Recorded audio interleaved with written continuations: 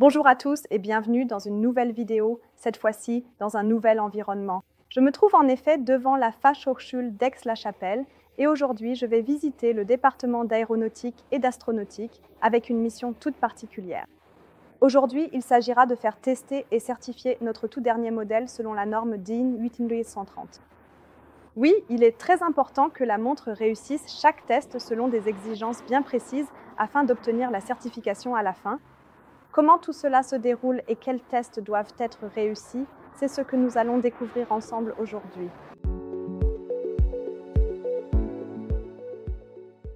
Je viens d'arriver dans le premier laboratoire d'essai où les premiers tests vont être réalisés.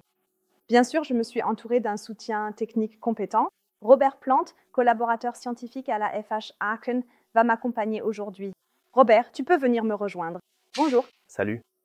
Tu peux déjà nous dire ce que nous allons voir ici tout de suite? Exactement. Il est bien connu que dans l'aviation, les avions sont soumis à différentes contraintes ou à des charges extrêmes. Nous appliquons évidemment les mêmes exigences aux montres d'aviateurs, qui sont certifiées selon la norme 8330. Et selon cette norme DIN, nous avons dans notre laboratoire différents bancs d'essais et différents tests qui vont également être réalisés ici maintenant. Et quel test allons-nous voir en premier tout de suite? Le premier test que nous allons examiner est la centrifugeuse. Cela signifie que la montre doit résister à 6G pendant 1 minute et il ne doit y avoir ni dommage ni altération dans la montre et aucune pièce, qu'elle soit mobile ou fixe, ne doit se détacher. D'accord, alors je dirais que nous lançons la machine. C'est parti. La norme DIN prescrit plusieurs positions définies de la montre dans lesquelles elle est soumise à une force centrifuge de 6G. Au total, la montre est testée dans 3 positions, chacune pendant 1 minute. Pour la vidéo, nous avons raccourci la durée totale du test.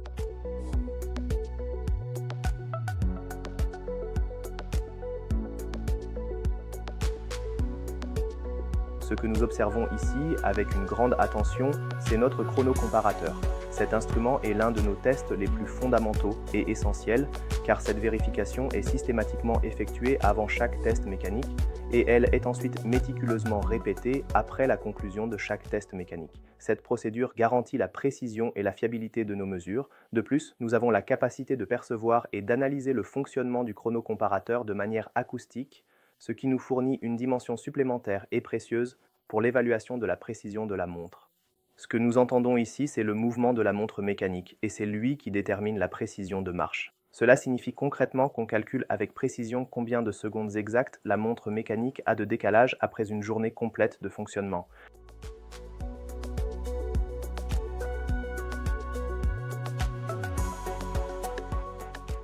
Avec cet appareil que nous voyons ici, on effectue le test d'étanchéité. Ce test est également répété après chaque test mécanique et il fonctionne ainsi. Nous plaçons la montre dans la chambre de pression, nous appliquons une pression dans la chambre, puis nous mesurons la déformation du verre. Et après un certain temps, l'appareil indique si le test a été réussi.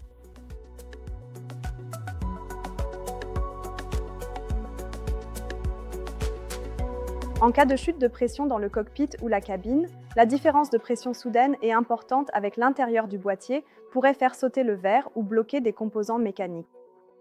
Lors du test, la pression est réduite de 752 millibars à 44 millibars en 15 secondes.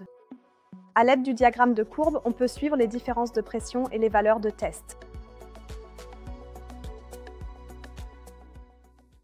Nous voici à l'épreuve des substances dangereuses.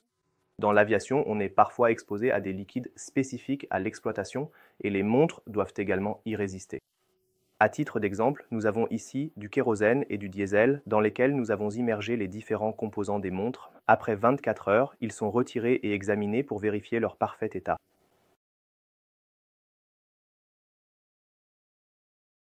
Ici, nous nous tenons devant notre four qui peut atteindre aussi bien des températures élevées que des températures négatives.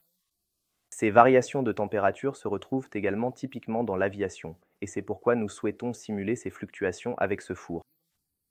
Actuellement, le four monte à 55 degrés.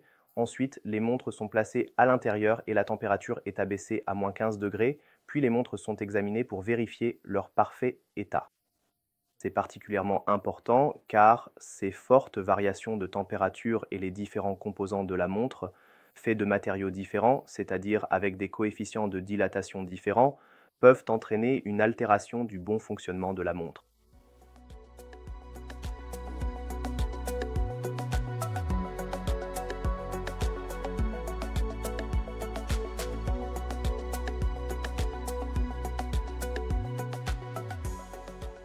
Alors, nous avons maintenant changé de laboratoire d'essai.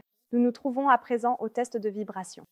Nous voyons beaucoup d'appareils lourds pour une si petite montre. Qu'est-ce qui va se passer ici exactement? Exactement. Donc ici, devant nous, nous voyons le shaker. C'est avec cet appareil que sont effectués les tests de vibration. Lors d'un vol normal, différentes vibrations se produisent. Cela signifie que le pilote, tout comme la montre, sont exposés à différentes fréquences, et ces fréquences vont maintenant être simulées ici. Cela signifie que nous faisons varier la fréquence de 2 à 10 Hz en montant et en descendant sur un intervalle de 2 minutes, et après le test, la montre est à nouveau vérifiée pour s'assurer de son bon fonctionnement. Alors, faisons vibrer la montre maintenant. Tout à fait. Avant de tester la résistance statique ou la résistance aux vibrations de la montre, le simulateur ainsi que les appareils de mesure et de test correspondants sont installés et calibrés avec précision. La dernière étape consiste à fixer la montre. La vibration du soi-disant shaker change en continu et parcourt différents profils de fréquences définis et décrits avec précision dans la procédure standard.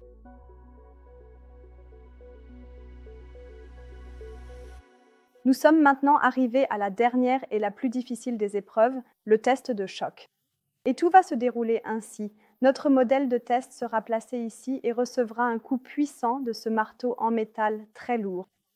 Et je vais tester tout ça tout de suite.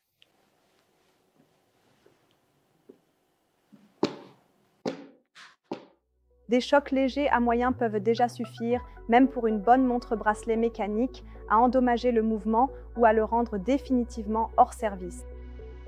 Dans un instant, notre modèle DIN sera projeté par le marteau à une vitesse d'environ 4,5 mètres par seconde.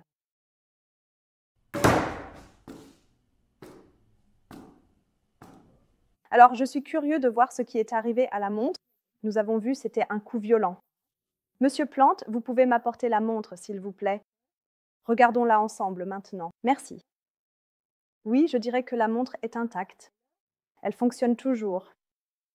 Test de choc réussi.